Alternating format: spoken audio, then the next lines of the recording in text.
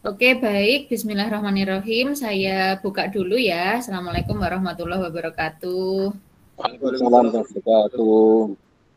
Terima kasih kehadirannya Pak Bambang dan teman-teman semua. Hari ini kita akan mendengarkan seminar hasil ya dari penelitiannya Faisal mengenai analisa kelayakan finansial pendirian Prodi Kedokteran UISI. Oke, baik, kita lihat hasilnya seperti apa. Silahkan Faisal, waktu dan tempat dipersilahkan. Sebelumnya terima kasih Bung Untung atas waktu yang diberikan. Izin presenting PowerPoint-nya dulu ya Bu. Ya.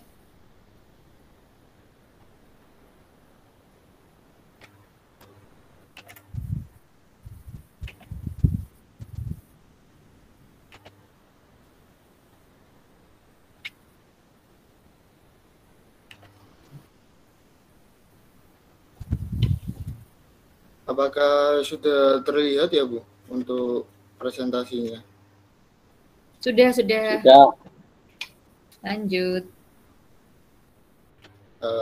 Baik, saya mulai. Assalamualaikum warahmatullahi wabarakatuh. Perkenalkan, nama saya Muhammad Faisal. Di sini saya akan mempresentasikan terkait hasil dari skripsi saya yang berjudul Analisa Kelayakan Finansial Program Studi Kedokteran di Universitas Internasional Semen Indonesia dengan dosen pembimbing Ibu Kuntum Muhairo Umatin, SCMT, dan dosen pembimbing kedua yaitu Pak Muhammad Akbar, SE MICC AK. Di mana pada pertumbuhan ekonomi yang semakin kompetitif, perkembangan teknologi yang semakin kompleks, dan persaingan dunia kerja yang semakin ketat, banyak lulusan SMA ataupun MA yang ingin melanjutkan pendidikan ke tingkat selanjutnya, khususnya di kedokteran. Lalu berdasarkan pangkalan data perguruan tinggi pada tahun 2009, bahwa di Kota Gresik ini memiliki setidaknya 3 universitas, mulai dari Universitas Gresik, Universitas Internasional Semen Indonesia sendiri, dan Universitas Muhammadiyah Gresik. Akan tetapi dari ketiga universitas tersebut belum ada yang mempunyai program studi kedokteran. Hal tersebut menjadi peluang bagi UISI untuk memberikan kesempatan bagi lulusan SMA atau MA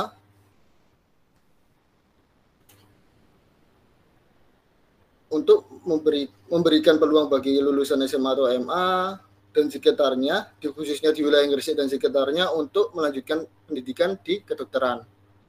Dan peluang juga bagi UISI untuk mengembangkan fakultas kedokterannya. Hal tersebut menjadi tertuang dalam rencana strategis, salah satunya pengembangan usaha, yaitu perencanaan pembukaan fakultas kedokteran.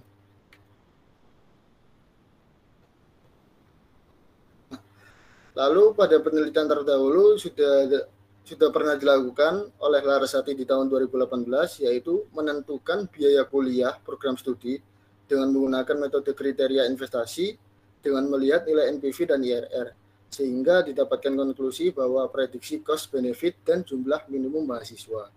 Penelitian serupa dilakukan oleh Hidayati dan Warnana pada tahun 2018, yaitu menganalisis kelayakan rencana pembangunan menggunakan perhitungan NPV, IRN, dan payback period, sehingga didapatkan kesimpulan apakah proyek tersebut layak atau tidaknya berjalan. Penelitian di tahun yang sama dilakukan oleh Sofia dengan menganalisis pengaruh biaya pendidikan terhadap efisiensi mutu pendidikan, sehingga didapatkan bahwa biaya berpengaruh terhadap efisiensi mutu pendidikan itu sendiri.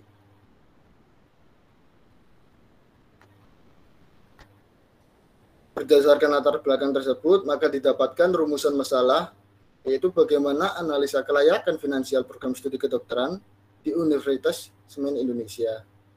Lalu dari rumusan masalah tersebut didapatkan tujuan penelitian. Yang pertama, menganalisis kelayakan finansial pada program studi kedokteran UISI berdasarkan nilai NPV, payback period, dan IRR. Lalu yang kedua, menentukan biaya operasional, biaya SPP atau UKT, dan SPI mahasiswa. Lalu yang ketiga yaitu menentukan jumlah minimum mahasiswa pada program studi kedokteran. Adapun manfaat penelitian, yang pertama dapat menentukan biaya operasional, dapat menentukan biaya SPI dan SPP atau UKT mahasiswa, dapat menentukan jumlah minimum mahasiswa, dan dapat mengetahui studi kelayakan finansial program studi kedokteran itu sendiri. Lalu batasan penelitian yang digunakan pada penelitian ini, benchmarking dilakukan dari data Universitas Nahdlatul Ulama Surabaya, Universitas Hang Tuah, Universitas Muhammadiyah Surabaya, Universitas Airlangga, dan Universitas Ciputra.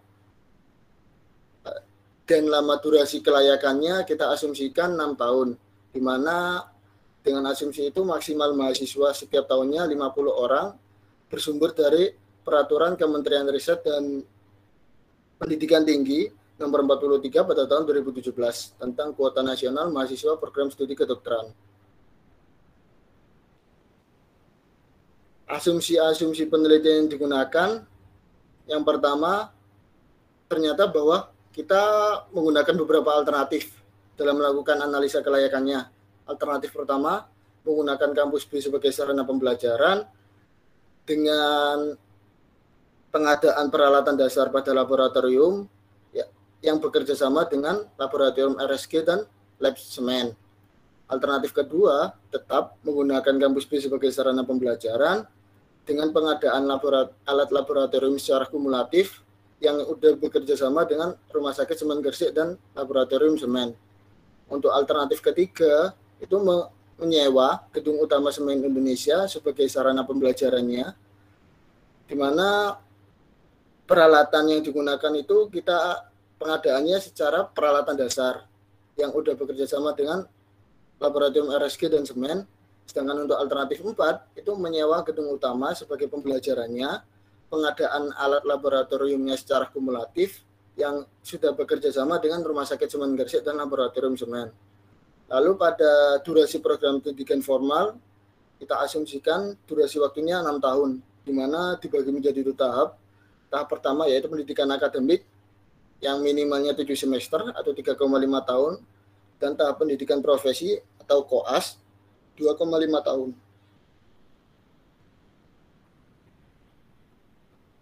Adapun asumsi-asumsi yang digunakan pada penelitian selanjutnya yaitu biaya kemahasiswaan atau biaya wisuda tidak dimasukkan karena bersifat in out. Lalu ada biaya marketing sebesar 1 juta setiap mahasiswa, dan tarif pajak penghasilan lembaga pendidikan sebesar 25% bersumber dari Undang-Undang Nomor 36 Tahun 2008 tentang pajak penghasilan. Pembahasan selanjutnya meliputi tinjauan pustaka. Yang pertama berdasarkan benchmarkingnya. Menurut Cipto dan Diana pada tahun 2000, yang pada bukunya berjudul Quality Management,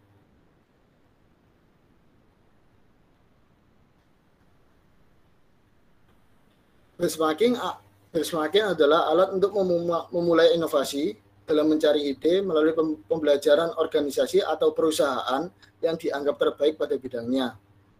Di mana fungsi dari benchmarking sendiri yang pertama menemukan ide, meningkatkan kemampuan, saran perbaikan kinerja, serta pengembangan keterampilan.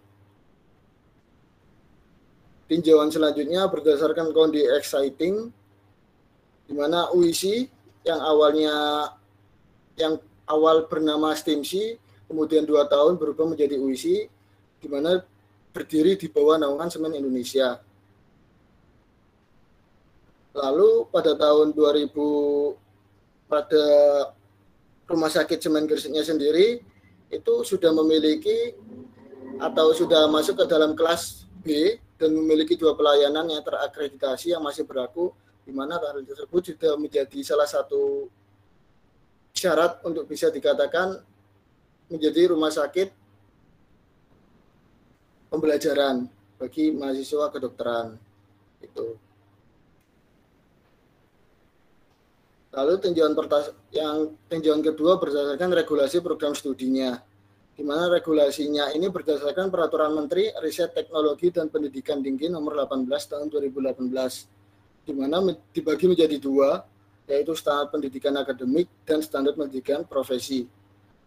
Standar pendidikan akademik meliputi rumah sakit pendidikan, standar dosen, sejumlah 26 orang, standar tenaga kependidikan sejumlah 11 orang, serta sarana dan prasarana. Adapun standar pendidikan profesi meliputi standar dari proses POAS itu sendiri. Tinjauan selanjutnya yaitu berdasarkan inflasi, di mana berdasarkan Badan Pusat Statistik, tingkat inflasi di Indonesia dibagi menjadi 7 kelompok pengeluaran, antara lain penyedia makanan minuman sendiri, perumahan, air listrik dan bahan bakar rumah tangga, transportasi, kesehatan, rekreasi olahraga dan budaya, serta informasi komunikasi dan jasa keuangan. Lalu menurut Ngopiri, inflasi memiliki 3 jenis dasar, antara lain inflasi merayap, inflasi menengah, dan inflasi tinggi.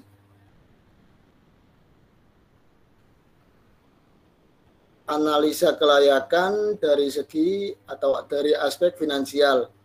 Menurut Sulianto pada tahun 2000, studi kelayakan menjadi salah satu langkah yang harus dilakukan dalam menentukan layak tidaknya suatu proyek investasi, di mana terdapat beberapa metode yang dapat digunakan dalam menghitung kelayakan suatu investasi, antara lain net present value, annual equivalent, internal rate of return, benefit cost ratio, dan payback period.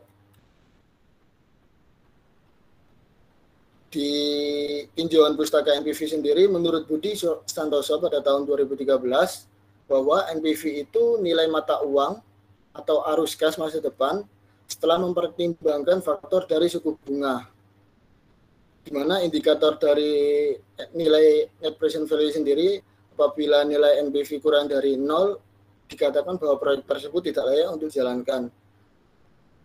Akan tetapi ketika nilai NPV-nya lebih dari 0, maka proyek tersebut layak untuk dijalankan. Tinjauan kedua berdasarkan payback period. Menurut Budi Santoso pada tahun yang sama 2013, payback period itu adalah lamanya waktu yang dibutuhkan dalam mengembalikan biaya investasi, di mana investasi atau payback arus kas itu dibedakan menjadi dua. Arus kas berbeda setiap tahun, yang setiap tahunnya itu semakin meningkat, atau arus kas sama setiap tahun, yang setiap tahunnya pengeluarannya selalu sama. Gitu. Adapun indikator nilai payback period sendiri, apabila kurang dari 4, maka proyek tersebut layak untuk layak dijalankan. Apabila indikator payback period lebih dari 4, proyek tersebut tidak layak dijalankan. Apabila payback periodnya sama dengan 4, maka proyek tersebut tidak berpengaruh. Tinjauan selanjutnya yaitu terkait nilai IRR. Menurut Matovani pada tahun 2015, tingkat pengembalian atau IRR digunakan itu untuk mengevaluasi investasi yang memberikan tingkat pengembalian relatif baik dengan menemukan nilai tingkat bunga dalam bentuk persentase, di mana hubungan indikator antara nilai IRR dengan diskon variat. Apabila nilai IRR lebih dari 10%, maka proyek tersebut layak dijalankan.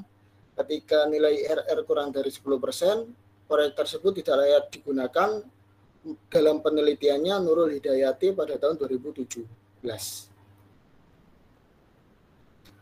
Tinjauan pustaka selanjutnya yaitu tentang analisa sensitivitas.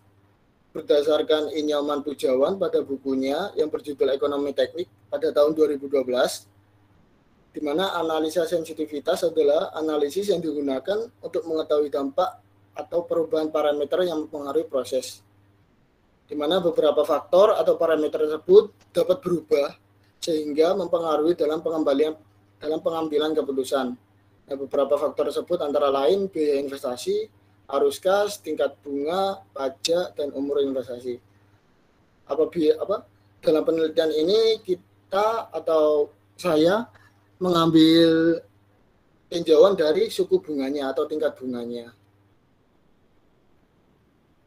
Di metodologi penelitian, tahap pertama yaitu mengidentifikasi masalah di mana menganalisis kelayakan finansial yang berkaitan dengan rencana pembukaan program studi kedokteran.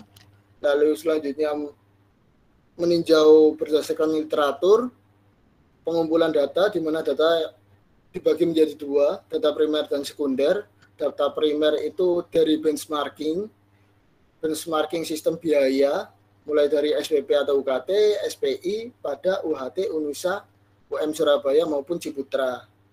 Lalu benchmarking biaya operasional laboratorium pada Universitas Nahdlatul Ulama Surabaya dan Universitas Erlangga. Dan data primernya itu berdasarkan dari Kementerian Keuangan terkait gaji dosen, gaji pegawai, dan tunjangan. Lalu ada dari keuangan UISI sendiri, mulai dari gaji PKTL, biaya listrik, ATK, air, dan biaya marketing. Dan mengacu pada Undang-Undang Nomor 36 Tahun 2008 tentang pajak penghasilan. Setelah didapatkan data, maka kita masuk ke dalam pengolahan data, di mana dalam pengolahan data itu menentukan biaya operasional, menentukan biaya mahasiswa, menentukan jumlah minimum mahasiswa setiap tahunnya, dan menentukan parameter kelayakan finansial. Nah, pada pengolahan data itu kita masukkan atau kita analisa berdasarkan alternatif tadi, mulai dari alternatif 2 sampai alternatif 4. Sehingga ketika sudah didapatkan data-data di setiap alternatifnya, kita melakukan analisa sensitivitas di setiap alternatif. Setelah dilakukannya analisa sensitivitas, maka didapatkan hasil dan pembahasan. Apakah proyek tersebut bernilai negatif atau positif, sehingga dapat disimpulkan apakah proyek tersebut layak atau tidak untuk berjalan selanjutnya. Di analisa dan pembahasan, terdapat beberapa topik atau poin yang saya cantumkan. Yang pertama dari benchmarkingnya sendiri. Yang pertama benchmarking kita menggunakan di 4 universitas berbeda. Kenapa Universitas Ciputra, Hang Tuah, Nahdlatul Ulama, dan Muhammadiyah Surabaya? Dikarenakan masih ke dalam satu kategori, yaitu salah satunya kampus swasta. Gitu. Dan khususnya di Universitas Nahdlatul Ulama Surabaya itu tergolong baru. Nah, maka dari itu benchmarkingnya kita masukkan salah satu itu Universitas Nahdlatul Ulama Surabaya, di mana benchmarkingnya meliputi SPI atau uang gedung, skema SPP, UKT, dan sistem pembiayaan di masing-masing universitas. Di mana di Universitas Ciputra itu sistem pembiayaannya UKT. Di Universitas Hang Tuah itu sistem pembiayaannya UKT, akan tetapi di setiap pembayarannya itu dibedakan. Mulai dari SPP sendiri, biaya praktikum sendiri, ujian ada sendiri, dan registrasi setiap semesternya. Sedangkan pada Universitas Nahdlatul Ulama Surabaya dan Universitas Muhammadiyah Surabaya itu berlaku sistem pembiayaannya UKT saja, tidak dibedakan. Tahap selanjutnya yaitu tentang inflasi dan suku bunga, di mana saya mengambil data dari 6 tahun terakhir, sehingga didapatkan rata-rata inflasi setiap tahun 6 tahun terakhir sebesar 2,67. Nah, rata-rata tersebut menjadi acuan dalam pembahasan atau perhitungan kita dalam melakukan analisa. Selanjutnya ada suku bunga. Suku bunganya juga sama, berdasarkan 6 tahun terakhir, kemudian didapatkan rata-ratanya sebesar 11%, di mana rata-rata tersebut menjadi acuan dalam perhitungan kami. Di mana data ini berdasarkan dari Badan Pusat Statistik. Lalu ada pendapatan, di mana pendapatan ini kita rencanakan menjadi 2 opsi. Yang pertama, rencana pertama itu rencana operasional, yang kedua itu skenario operasional. Rencana operasional itu biaya SPI yang kita gunakan sebesar 150 juta dan biaya UKT-nya sebesar 15 juta.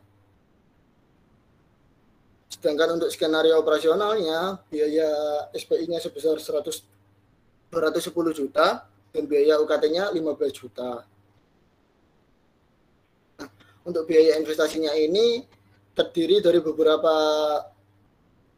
poin, mulai dari pembangunan gedung, pengadaan furnitur, pengadaan kelengkapan laboratorium, operasional, dan biaya lain-lain, di mana biaya lain-lain ini meliputi biaya marketing dengan total jumlah 9 miliar. Adapun pengeluarannya, ini pengeluarannya berdasarkan operasional setiap tahunnya, yaitu operasional dan pemeliharaan, biaya kepegawaian, biaya pelaksanaan pengajaran dan pengembangan, dan biaya lain-lain. Nah,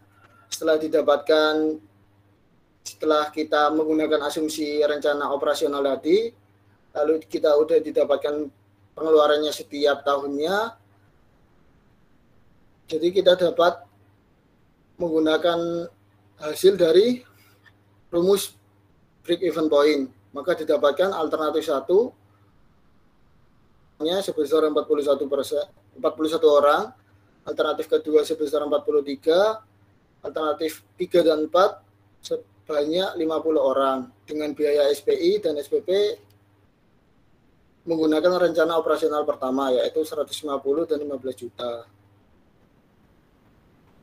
Adapun pendapatan bersih yang digunakan yaitu bisa ditarik kesimpulan bahwa pendapatan bersih setiap tahunnya itu akan semakin meningkat. Nah, hal tersebut bisa menjadi hal positif dikarenakan pada tahun pertama tidak mengalami kerugian. Dalam arti nilai yang atau laba yang dihasilkan itu tidak menunjukkan hasilnya negatif gitu.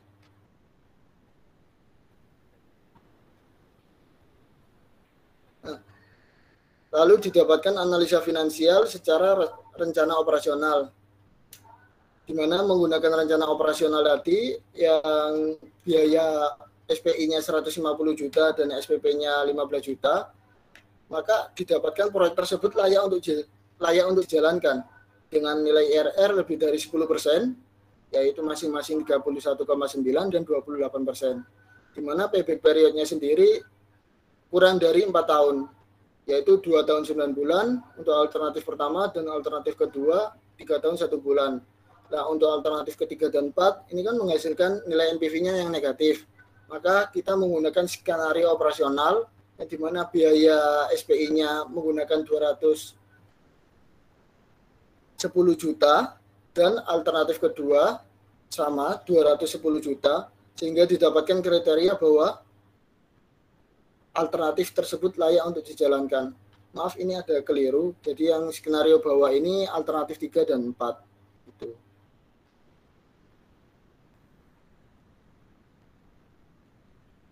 Nah, setelah kita dapatkan hasil analisanya, kita gunakan perhitungan atau kita menganalisis analisa sensitivitasnya. Sehingga didapatkan hasil sesuai pemaparan ini bahwa semakin lama nilai analisa sensitivitasnya terhadap suku bunga maka akan semakin mengecil. Akan tetapi nilai tersebut masih di atas atau nilai net present value-nya bernilai positif. Sehingga hal tersebut menjadi hal yang positif bagi UIC apabila proyek ini layak untuk dijalankan.